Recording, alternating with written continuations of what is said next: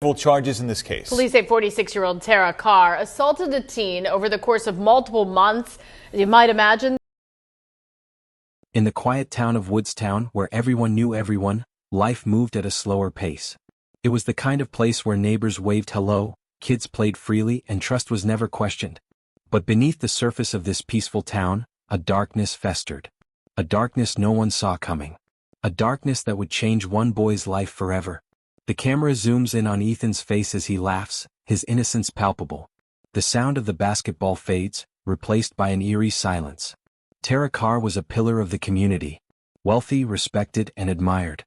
A former owner of Rastelli Kids Complex, she was known for her generosity and charm. But behind closed doors she harbored a secret, one that would shatter lives and betray the trust of an entire town. The room is dimly lit, illuminated only by the glow of Ethan's phone. He's lying on his bed, scrolling through Snapchat. The sound of his fingers tapping on the screen fills the silence. Suddenly, a notification pops up. Tara Carr added you as a friend? Ethan hesitates, his finger hovering over the screen. It started innocently, a friend request from someone Ethan thought he could trust. Someone he'd known for years. Someone who was supposed to be safe. Ethan accepts the request. Almost immediately, a message appears. Hey Ethan. It's Tara. Just wanted to say you played great at the game today. Ethan smiles faintly, flattered. He types back. Thanks, Miss Carr. Asterisk. Call me Tara. You're not a little kid anymore, you know. Asterisk. At first it seemed harmless. Compliments here and there. A friendly message. But Tara had a plan, one Ethan couldn't see coming. You're so mature for your age, Ethan. You're not like other boys. Ethan blushes, unsure how to respond. Ethan's phone buzzes again. He opens it to find a video from Tara. It's a short clip of her laughing, her tone playful. Tara with a video message. You're such a good listener, Ethan. I feel like I can talk to you about anything. Ethan stares at the screen, his expression a mix of discomfort and flattery. Slowly the messages became more personal. More intimate. Tara was testing the waters, seeing how far she could push. A few days later. Ethan's phone lights up with another message. This time it's a photo of Tara in a revealing outfit. Asterisk, what do you think?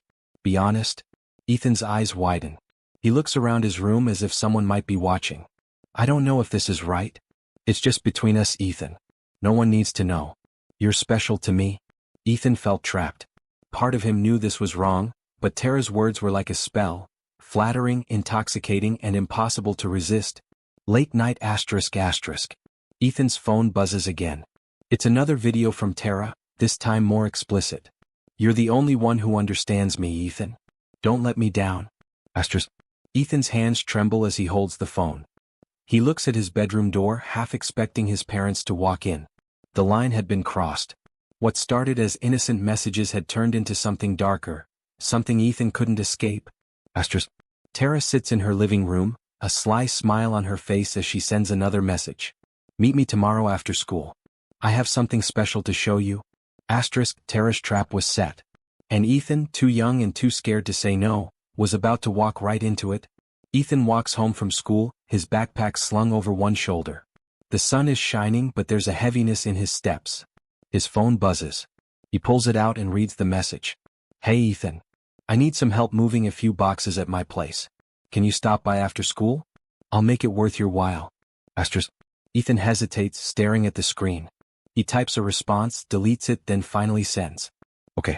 Be there in 10. What started as a simple favor turned into a nightmare Ethan could never escape.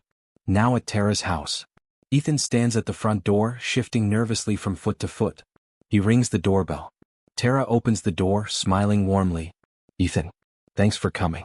I really appreciate it. Asterisk. She steps aside to let him in. Ethan walks into the house, glancing around nervously. The house is immaculate, with expensive furniture and artwork on the walls. Tara leads Ethan to the living room, where a few boxes are scattered on the floor. I just need help moving these to the garage. It'll only take a few minutes. Ethan nods, avoiding eye contact. He picks up a box and follows Tara to the garage. The garage is dimly lit, with tools and boxes stacked against the walls. Tara sets her box down and turns to Ethan. You're such a good kid, Ethan. Always helping out. Most boys your age wouldn't bother. Asterisk. Ethan shrugs, looking at the ground. It's no big deal. Tara steps closer, her tone softening. You know, you're really special. I can tell. You're not like other boys. Ethan shifts uncomfortably, unsure how to respond. Tara reaches out and places a hand on his shoulder. You're so mature for your age. I feel like I can talk to you about anything. Ethan's heart races. He takes a step back, but Tara follows, her hand still on his shoulder. Ethan's instinct screamed at him to leave, but fear and confusion kept him rooted to the spot. You look thirsty. Let me get you something to drink. She walks to a small fridge in the corner and pulls out a bottle of beer. She opens it and hands it to Ethan. Here. You've earned it. Ethan hesitates, then takes the bottle. He takes a small sip, grimacing at the taste. Tara watches him intently. Relax, Ethan. It's just us here. No one needs to know. Ethan takes another sip, his hands trembling.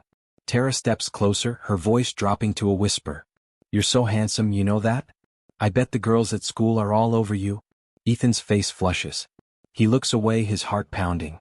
Tara's words were like a poison, seeping into Ethan's mind.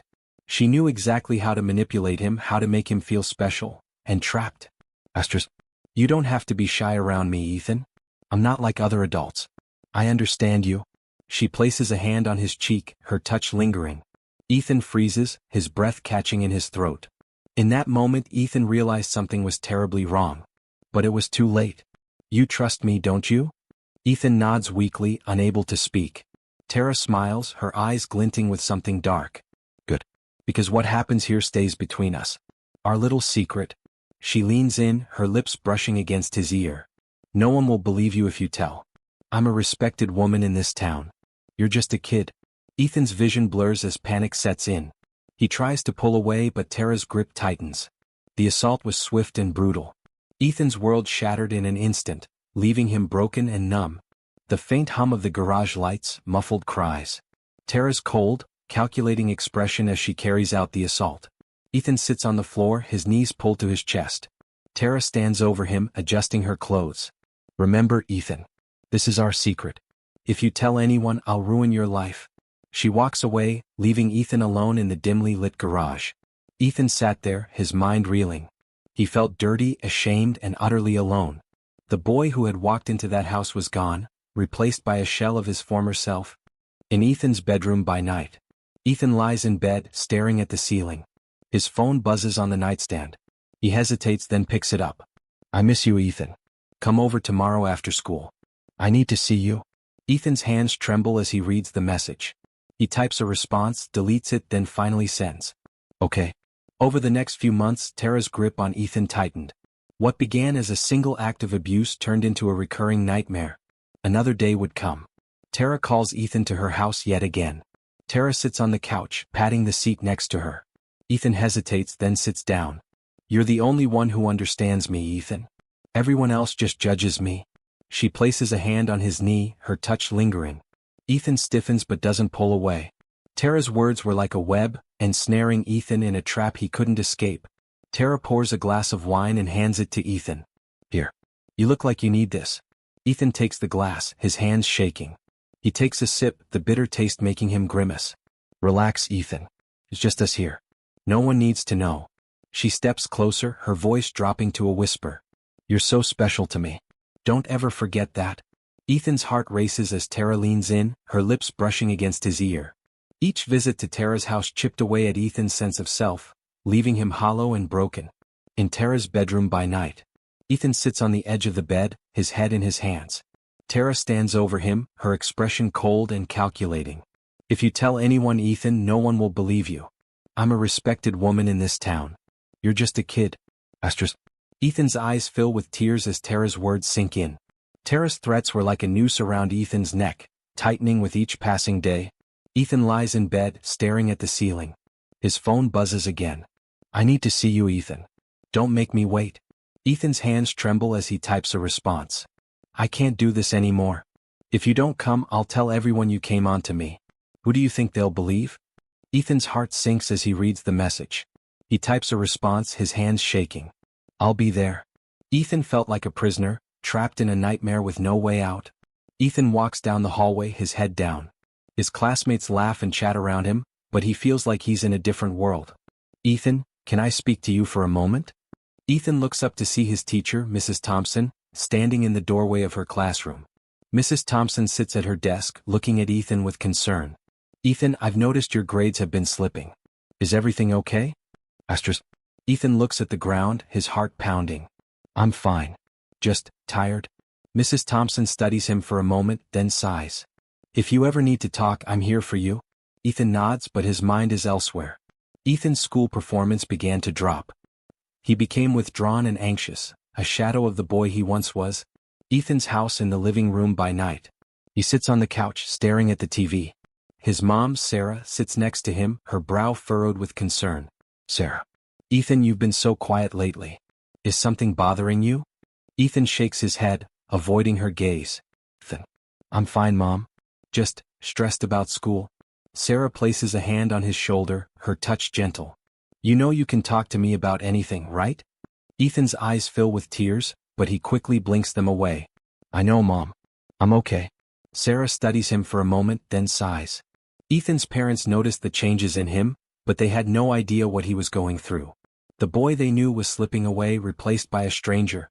The kitchen is warm and inviting, with the smell of dinner lingering in the air. Asterisk Sarah, Ethan's mom, stands at the counter, wiping her hands on a dish towel. Mark, Ethan's dad, sits at the table, scrolling through his phone. Ethan walks in, his backpack slung over one shoulder.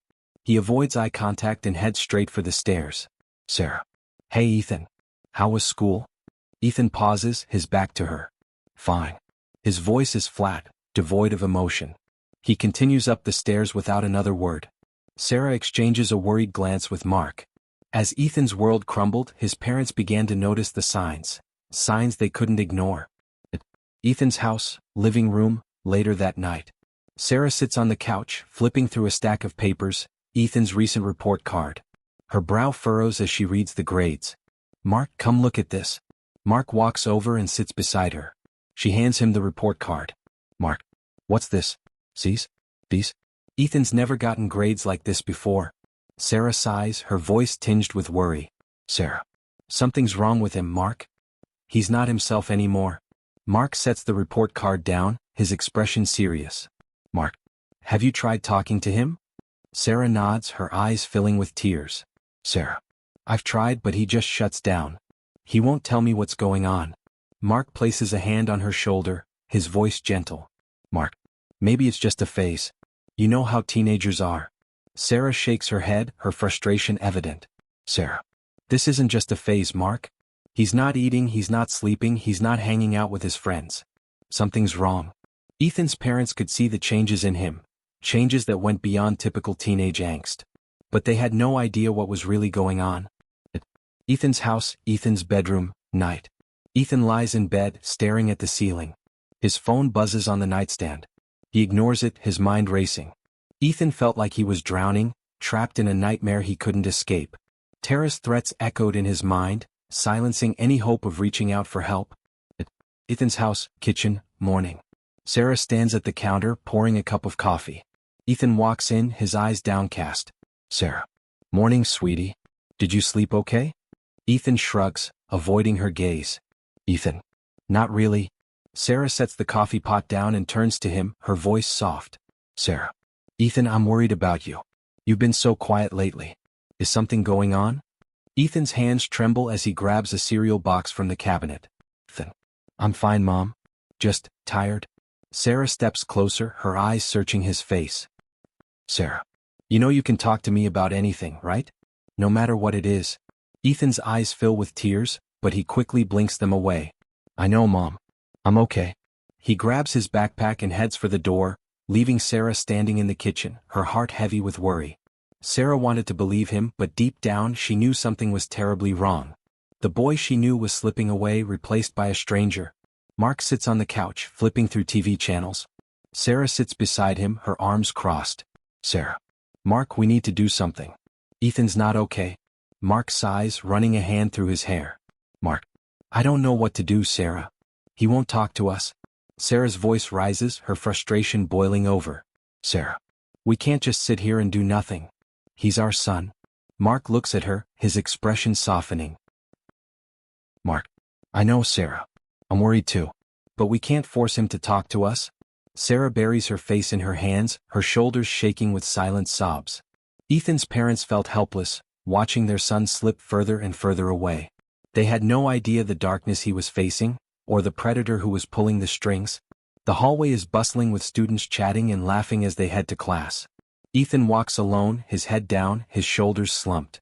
He clutches his backpack tightly, his face pale and drawn. After months of silence, Ethan was drowning. The fear, the shame, the guilt, it was too much to bear. But today, something inside him snapped. The counselor's office is small but cozy, with soft lighting and motivational posters on the walls. Ms. Ramirez, the school counselor, sits at her desk, typing on her computer. There's a knock on the door. Ms. Ramirez, come in. The door opens slowly and Ethan stands in the doorway, hesitating. Ethan? Come on in. What can I do for you? Ethan steps inside, closing the door behind him. He doesn't sit down. Instead, he stands awkwardly, fidgeting with the straps of his backpack. I need to talk to someone. Ms. Ramirez immediately senses the gravity of the situation. She gestures to the chair across from her desk. Of course. Please sit down. Ethan sits, his hands trembling. He stares at the floor, unable to meet her gaze. Take your time, Ethan. I'm here to listen. There's a long pause. Ethan's breathing is shallow, his chest rising and falling rapidly. 4 months, Ethan had carried the weight of Tara's abuse in silence. But today the dam was about to break. I don't know how to say this. His voice cracks and he swallows hard, fighting back tears. Whatever it is, Ethan, you can tell me. You're safe here. Ethan takes a deep breath, his hands gripping the edge of the chair. There's this woman. Tara Carr. She's been... He trails off, his voice breaking. Tears spill down his cheeks as he struggles to find the words. It's okay, Ethan. Take your time. Ethan wipes his face with his sleeve, his voice barely above a whisper. She's been hurting me. For months. I didn't know what to do. She said no one would believe me. Ms. Ramirez's expression hardens, but her voice remains calm and reassuring. Ethan, I believe you. And I'm so sorry this happened to you. You're incredibly brave for telling me. Ethan breaks down, sobbing uncontrollably. Ms. Ramirez hands him a box of tissues and waits patiently, giving him the space to let it all out. For the first time in months, Ethan felt a glimmer of hope. But the road to healing was just beginning. Ethan, I need to ask you a few questions, okay? This is important so we can make sure you're safe and that this never happens again. Ethan nods, wiping his tears. Can you tell me what happened? Start from the beginning. Ethan takes a shaky breath and begins to recount the abuse, the messages, the threats, the assaults. His voice trembles, but he pushes through, determined to get it all out. As Ethan spoke, the full extent of Tara's manipulation and cruelty came to light. It was a story no one should ever have to tell. Thank you for sharing that, Ethan. You've been so strong. Now, I need to contact your parents and the authorities. We're going to make this right, I promise. Ethan's eyes widen in panic. But, what if she finds out? What if she hurts me again?